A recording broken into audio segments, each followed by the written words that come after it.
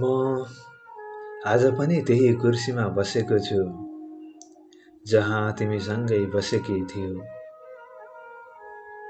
करिब 4 वर्ष भयो, तर यो खाली कुर्सी अझै तिमीलाई सम्झन्छ।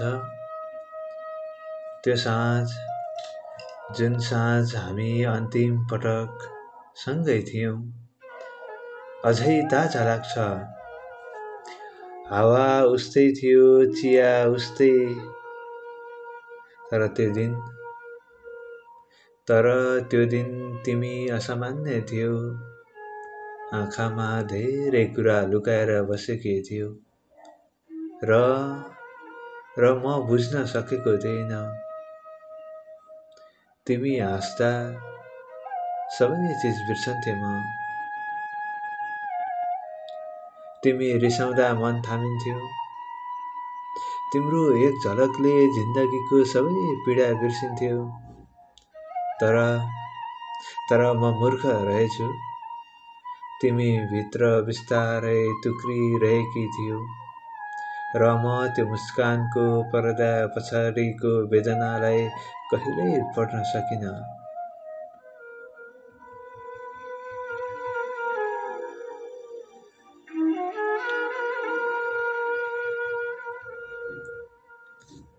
एक बिहान तिमी एक शब्द नबोली गयौ, न आरोप न बिदाई, बस मौनता। र त्यो मौनता अझै पनि घन्किरहेछ मेरो जीवनभरि। केवल तिमी गयौ होइन, तिमीसँगै म भित्रको उज्यालो पनि गयो। तिमीलाई सम्झेर लेखेका पत्रहरू म अझै पनि साँचेर राखेको छु, तर कहिल्यै पठाइन। म डराउँथे कि तिमी पढ्ने थियौ कि जलाइदिन्थ्यौ।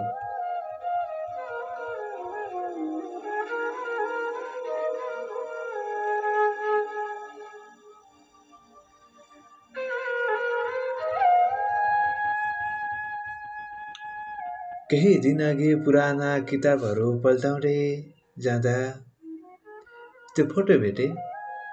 पोखराको त्यो साँझ, तिमी अनि म हात समाएर बसेका थियौं। तिमी मेरो काँधमा आफ्नो शिर राखेर मुस्कुराएकी थियौ। त्यो मुस्कान आज पनि मेरो निन्द्रा चुर्छ।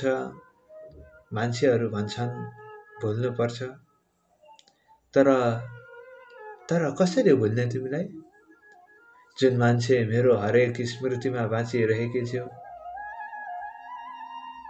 तिमी नभए पनि तिमी अझै पनि यतै कतै छौ, मेरो काव्यमा, मेरो मौन गीतमा र तिमी नफर्किएको बाटोमा।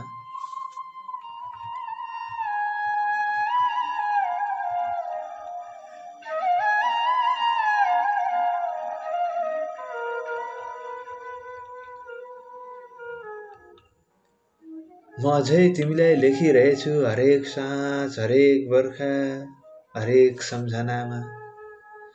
सायद तिमी पनि कहिलेकाहीँ सम्झिन्छौ होला हाम्रो त्यो पहिलो भेट। तिमी अनि म सँगै हाँसेको त्यो झरनाको छेउ, जहाँ तिमीले भनेकी थियौ म सधैँ तिमीसँगै हुनेछु। तर आज तिमी छैनौ, छ त केवल तिमीले दिएको मौन वाचा।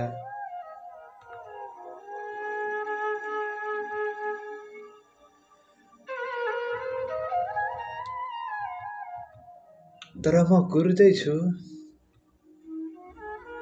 सायद अर्को जीवनमा भेटिन्छौँ, जहाँ हामी बीच मौन नहोस् र प्रेम अधुरो नहोस्।